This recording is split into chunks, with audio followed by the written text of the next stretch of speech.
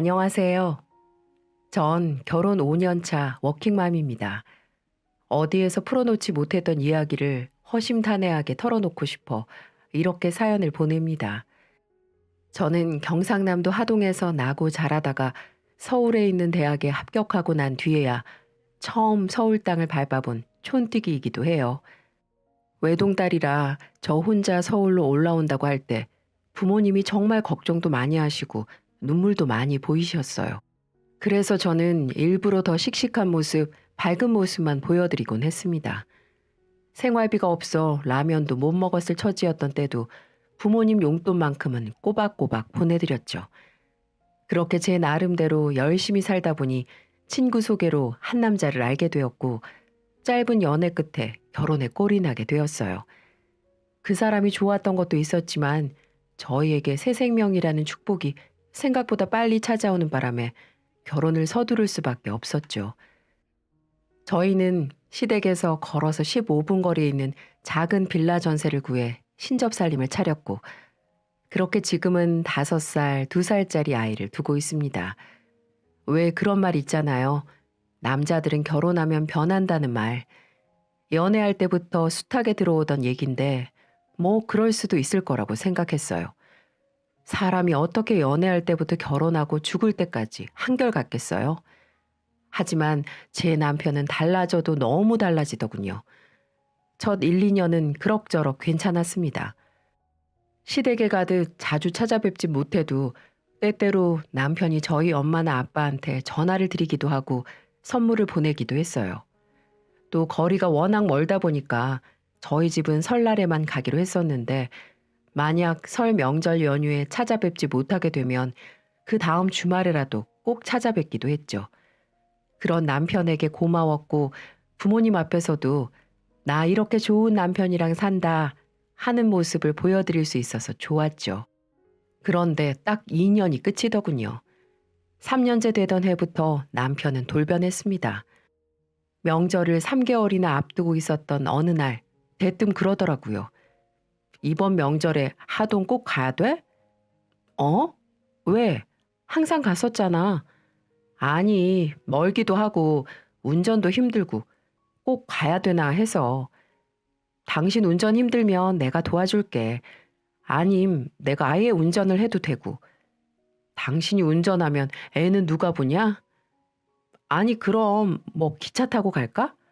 아니, 아유, 됐다.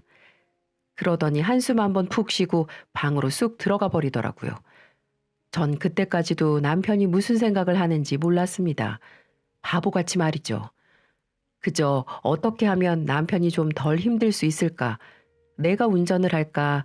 아니면 기차를 예매할까? 그런 궁리만 하고 있었죠. 그런데 그 이후에 별 말이 없길래 저는 그 얘기가 그냥 그렇게 지나간 줄 알았습니다. 3개월이 지나 명절이 됐고 저는 하루 종일 아이 보랴 시댁에서 음식장만 하랴 정신없이 하루를 보냈습니다. 집에서 15분 거리인데도 남편이랑 시어머니가 꼭 시댁에서 자고 가야 된다고 하도 성화를 부려서 잠까지 자고 와야 했죠. 아침을 먹고 집에 오자마자 저는 부랴부랴 준비를 시작했어요. 하동 친정에 가야 했으니까요. 그런데 남편이 어물쩍거리고 있는 겁니다. 당신 준비 안 해? 얼른 출발해야 차 덜 막히지. 어? 어딜 출발해? 어디긴 무슨 소리야. 우리 집 가야지 이제. 엄마한테 오늘 간다고 전화해 놨는데. 아, 나 못 가. 아파. 온몸이 다 쑤셔 죽겠다. 갑자기? 갑자기 어디가 아픈데? 약 줄까? 몸살인가? 아니, 약은 됐고 그냥 좀 쉬면 되지 뭐. 하동은 다음 명절 때 가면 되잖아. 이번엔 용돈 보내드리고 당신 통장으로 50만 원 넣어 놓을 테니까 그거 보내드려. 맛있는 거 사드시라고. 알았지? 나 한숨 잔다. 깨우지 마. 그 말만 남기고 남편은 거실 소파에 누워 코를 골기 시작했습니다. 1년에 한두 번 겨우 보는 부모님인데 그마저도 못 간다고 생각하니 아쉽고 조금은 야속하기도 했지만 그래도 어쩔 수 없다고 생각했어요. 아픈 사람을 끌고 갈 순 없는 노릇이니까요. 부모님도 남편이 아프다는 말에 걱정부터 해주시며 괜찮다고 저를 달래주셨습니다. 명절이 이번 한 번뿐인 것도 아니고 앞으로 수없이 많이 남은 날들 중 하나일 테니까 신경 쓰지 말라면서 말이죠. 그런데 생각지도 못한 일이 벌어졌습니다. 그 일이 있고 난 뒤 채 1년도 지나지 않아 아버지가 교통사고로 사망하시게 된 겁니다. 새벽에 엉엉 울고 계신 엄마의 전화를 받은 뒤 저는 정말 정신없이 하동으로 향했습니다. 남편을 깨울 겨를도 없었고 아이들을 맡길 겨를도 없었어요. 그저 빨리 엄마한테 가야 한다는 생각뿐이었죠. 그렇게 한참 운전을 하고 하동에 도착해 갈 때쯤 남편한테서 전화가 오더군요. 잠에서 깬 모양이었어요. 당신 어디야? 차도 안 보이고. 여보, 여보. 저는 울먹이느라 말도 제대로 하지 못했죠. 왜 그래? 무슨 일인데? 아빠가 돌아가셨대. 그래서 나 지금 하동 가고 있어. 지금 거의 다 왔어. 어떡해? 우리 아빠 어떡해? 어, 위험하니까 울지 말고, 어? 일단 울음부터 그치고 운전에 집중해. 장례 잘 치러드리고 올라오고, 애는 내가 엄마한테 부탁해 놓을 테니까. 뭐? 당신은 안 오고? 내가 거기를 어떻게 가? 회사도 가야 되고, 거긴 또 너무 멀잖아. 언제 갔다가 언제 오냐? 아무리 그래도 우리 아빠가 돌아가셨다니까? 상주 노릇은 해야 될 거 아니야. 우리 집 아들도 없는데 회사에 얘기하면 휴가 주잖아. 휴가 내고 내려오면 되지. 아유, 우리 요즘 프로젝트 때문에 아주 정신이 하나도 없어. 나빠지면 진행이 안 돼. 그 당신 사촌 동생들 있잖아. 그 동생들한테 상주 좀 하라고 그래. 뭐 장례식 상주 누가 하든 돌아가신 분이 다시 살아나는 것도 아니고. 장모님 잘 위로해드리고, 알았지? 나 출근한다. 이따 퇴근하고 연락할게. 남편은 그 말만 남기고 전화를 끊어버렸습니다. 참 어이가 없더군요. 처음엔 설마 했어요. 아무리 그래도 사위인데 설마 진짜 안 올까? 그리고 장례식이 끝나고 발인이 이루어지는 그날까지도 남편은 코빼기도 비추지 않았습니다. 친척 어르신들이 제 남편을 찾으실 때면 저는 회사에서 못 내려가게 해서 같이 못 왔어요. 죄송합니다. 그 사람이 회사에서 워낙 중요한 역할을 하고 있다 보니 오래 자리 비우기가 힘든가 봐요. 하면서 둘러대기 바빴죠. 어른들은 제 눈치를 보며 별 말씀 안 하긴 하셨지만 다들 속으로는 욕하셨을 거예요. 그렇게 3일장을 치르고 아빠 묘까지 만들어드린 뒤 엄마를 두고 올라오려니 정말 어찌나 마음이 안 놓이던지요. 그 일을 겪으며 분하기도 하고 속상하기도 해서 서울에 올라오며 눈물로 다짐했습니다. 이 가슴 시린 아픔을 꼭 되돌려 주겠다고요. 언젠가 반드시 복수하고 말겠다고 말입니다. 그 후 저는 예상치 못하게 둘째를 가지게 되었고 새해가 밝으며 명절이 다가왔어요. 아빠가 돌아가시고 맞는 첫 명절이라 그 어느 때보다 신경이 많이 쓰였어요. 엄마 혼자 계실 걸 생각하면 마음이 아프기도 했고요. 그래서 남편에게 특별히 부탁을 했죠. 여보, 우리 이번에는 꼭 하동에 내려가자. 엄마 혼자 계시는 거 신경 쓰이기도 하고 자식이라고 나밖에 없는데 나라도 가봐야지. 어? 아, 뭐 일단 엄마 집 갔다가 컨디션 좀 보고. 아니 컨디션을 보고 말고 할 게 뭐 있어? 자기가 운전하기 힘들면 내가 운전할게. 그냥 같이 가기만 해줘. 어? 아빠 장례식 때도 자기 안 왔잖아. 이번에라도 엄마 얼굴 보고 해야지. 아유 몰라. 아무튼 컨디션 보고 괜찮으면 가고 아님 뭐 어쩔 수 없고. 뜨뜻미지근하게 대답하던 남편은 결국 그의 설날에도 아프다는 핑계로 하동에 내려가지 않더군요. 그리고 그날 오후 친구들을 만나 당구를 치고 술을 마신 뒤 새벽 아주 늦게야 들어왔어요.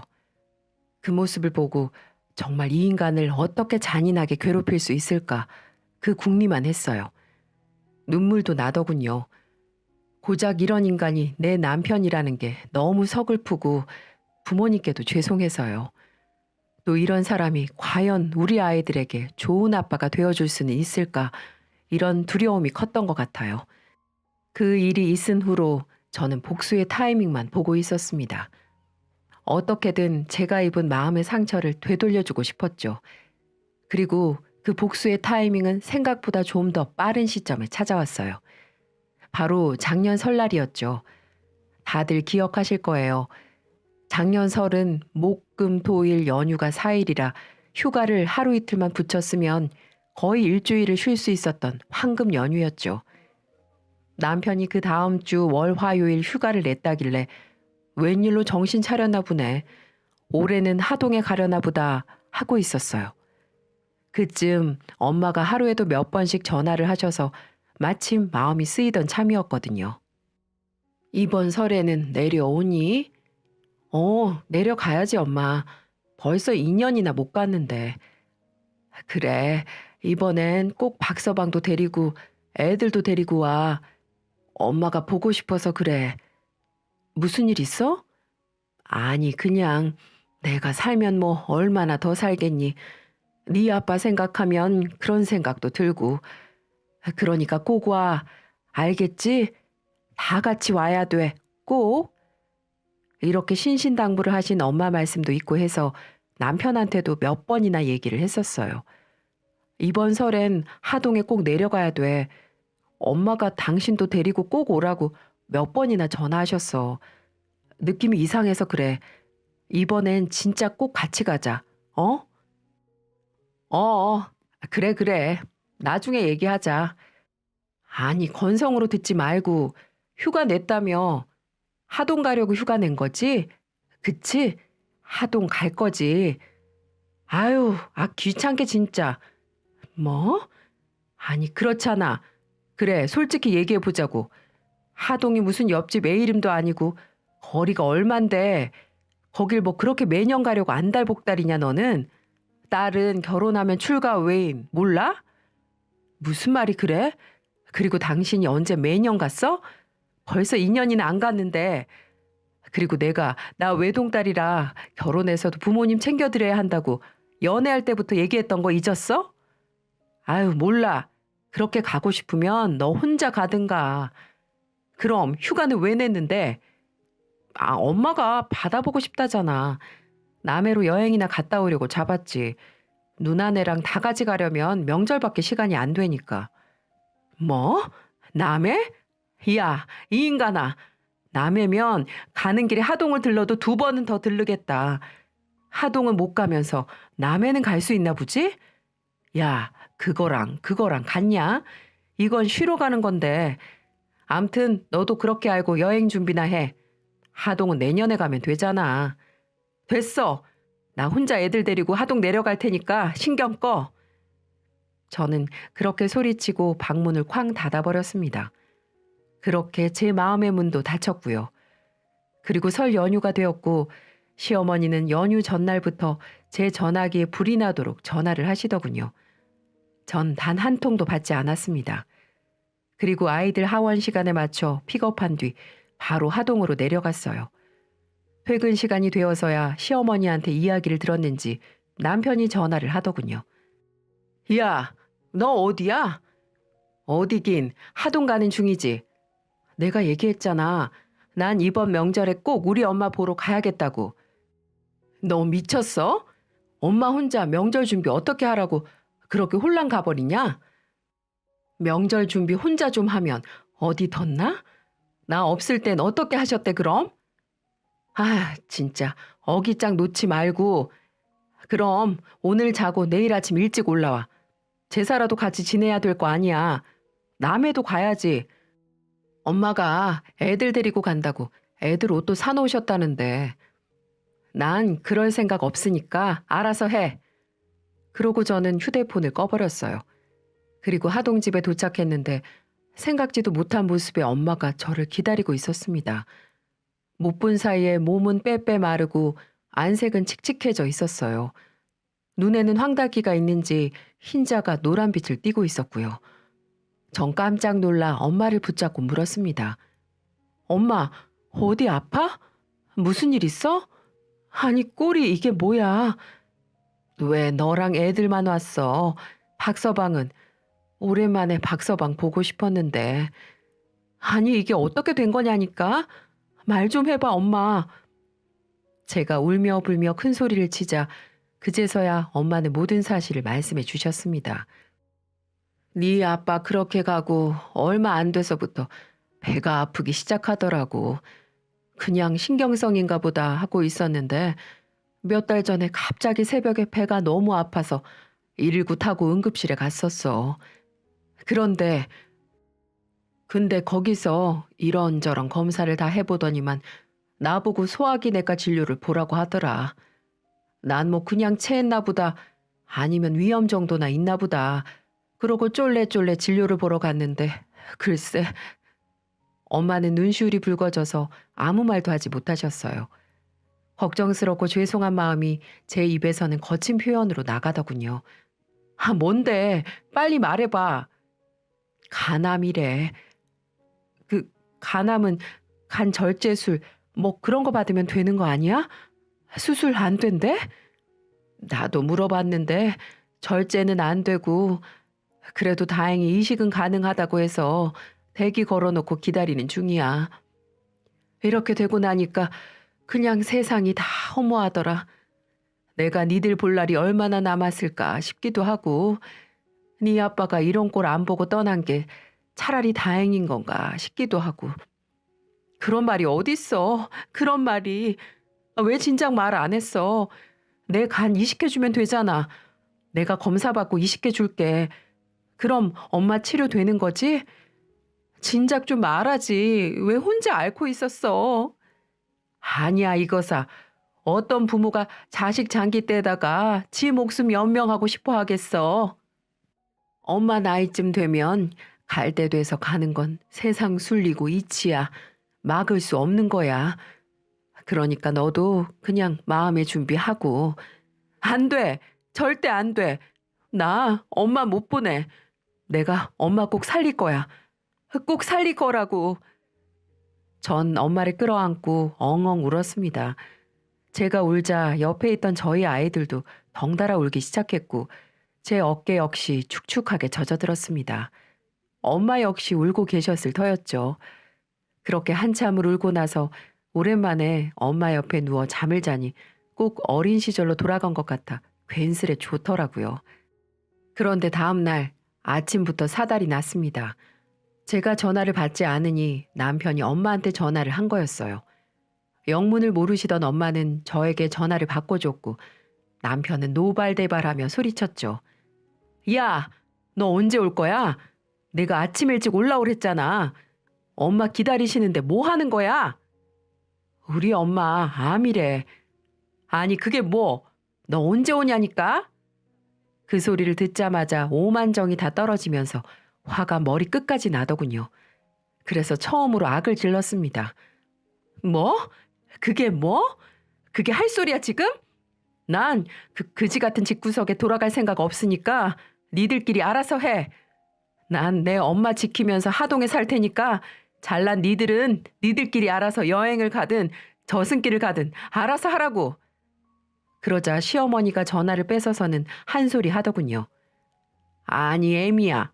넌 시집 왔으면 이제 우리 집안 사람이다. 왜 그걸 몰라? 며느리가 됐으면 이 집에 발붙이고 나 죽었다 하고 살아야지. 이게 무슨 경우니? 빨리 와서 명절 음식 차려라.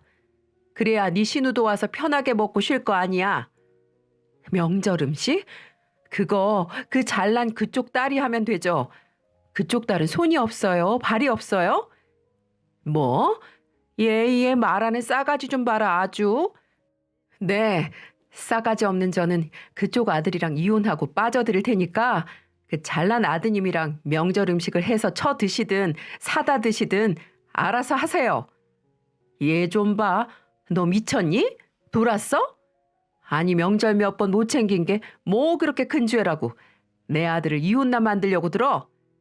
굳이 거리도 먼데 명절 쇠겠다고 하동까지 가는 네가 이상한 거지. 길 가는 사람들을 붙잡고 물어봐라. 원래 그렇게 멀리 살면 전화 한 통 드리고 용돈만 좀 보내드리면 부모들은 다 이해해. 원래 그런 거야.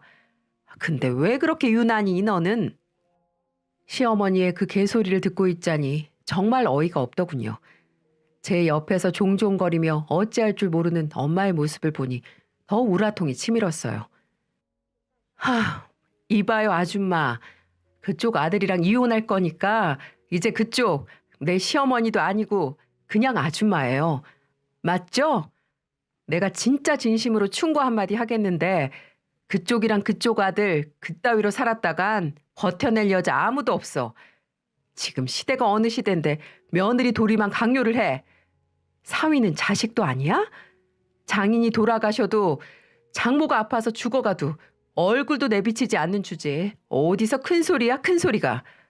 이혼 서류 보낼 테니까 그렇게 알고 두 번 다시 전화하지 마세요.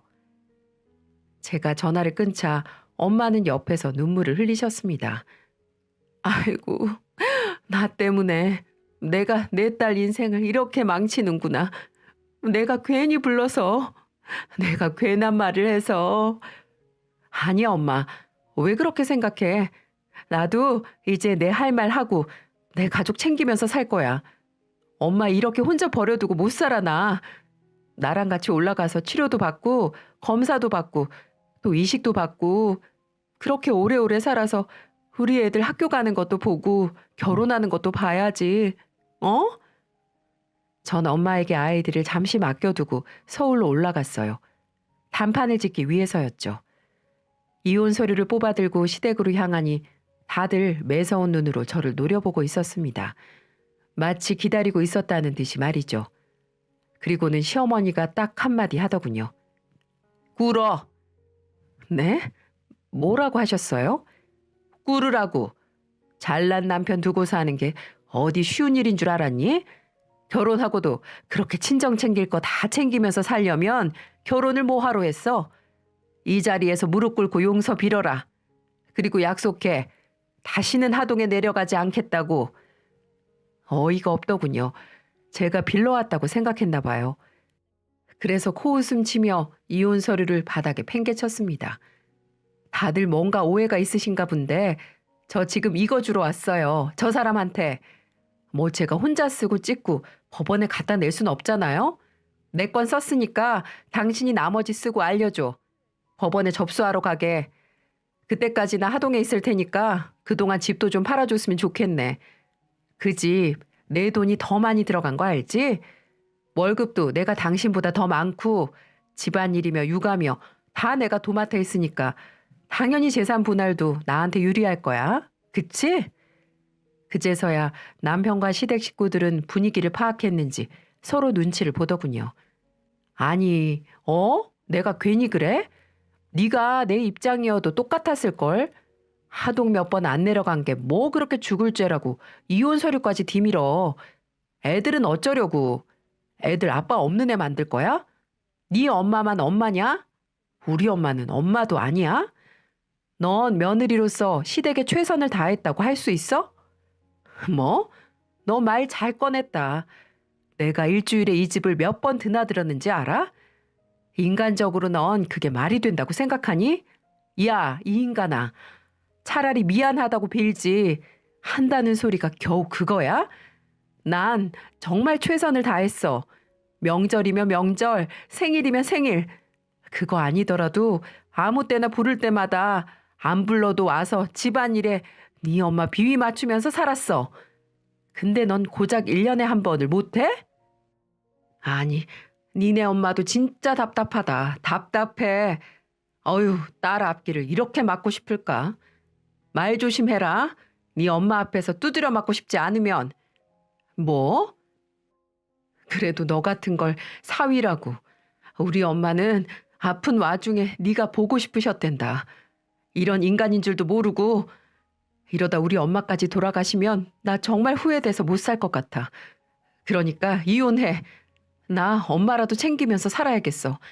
아빠처럼 엄마까지 허망하게 보낼 수는 없어. 아니, 얘. 원래 어른들은 나이 들면 여기저기 아프기도 하고 돌아가실 때 되면 돌아가시는 거지. 뭘 그걸 가지고. 그래요? 그런 거 보면 어머니는 참 오래 사시네요. 운도 좋으시지.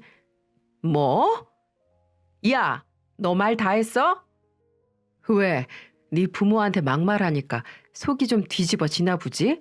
입 다물어.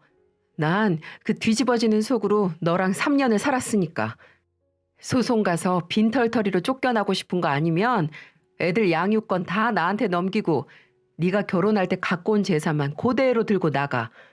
소송까지 가면 정말 돈 한 푼까지 탈탈 털어서 개털로 만들어 줄 테니까. 저는 그 말만 남기고 시댁에서 나왔습니다. 제 등 뒤로 시어머니며 남편이며 시누이까지 바락바락 소리 지르는 소리가 들렸지만 전 개의치 않았어요. 어차피 제 인생에 이제 상관없는 사람들이니까요. 그 후 저는 남편과 협의 이혼 절차를 통해 이혼하고 현재는 어머니를 모시고 서울에서 살고 있습니다. 엄마는 하동집에 남고 싶어 하셨지만 아이들 교육 문제도 있고 또 엄마 치료도 서울에서 받으시는 게 더 나을 것 같아서 서울에 작은 빌라 하나 얻어서 같이 살고 있어요. 엄마를 설득해 저는 장기 공여자 검사를 받았고 다행히도 제가 이식해 줄 수 있다는 검사 결과에 제 간을 엄마께 이식해 드리고 지금은 함께 건강을 회복하며 지내고 있습니다. 엄마는 그 일로 내내 제게 미안해 하시지만 저는 오히려 다행이라고 생각해요. 그렇게라도 제가 엄마한테 해드릴 수 있는 게 있어서요. 결혼하고 내내 불효만 한 것 같은데 이제라도 효도한 것 같아서 마음이 가볍더라고요. 엄마는 다행히 빠르게 건강을 회복하고 계시고 저도 컨디션이 많이 좋아졌어요. 이 상태로라면 우리 애들 결혼할 때까지도 거뜬하다고 담당 교수님이 말씀해 주시더라고요. 꼭 그랬으면 좋겠습니다. 우리 애들 결혼하고 또 제 손주들이 태어날 때까지 엄마가 건강하게 제 곁에 계셔만 주신다면 전 더 바랄 게 없어요. 제 이야기는 여기까지입니다. 여러분, 정말 진심으로 드리고 싶은 말씀이 있어요. 부모님한테 사랑한다는 말을 할 기회가 어쩌면 지금이 마지막일지도 몰라요.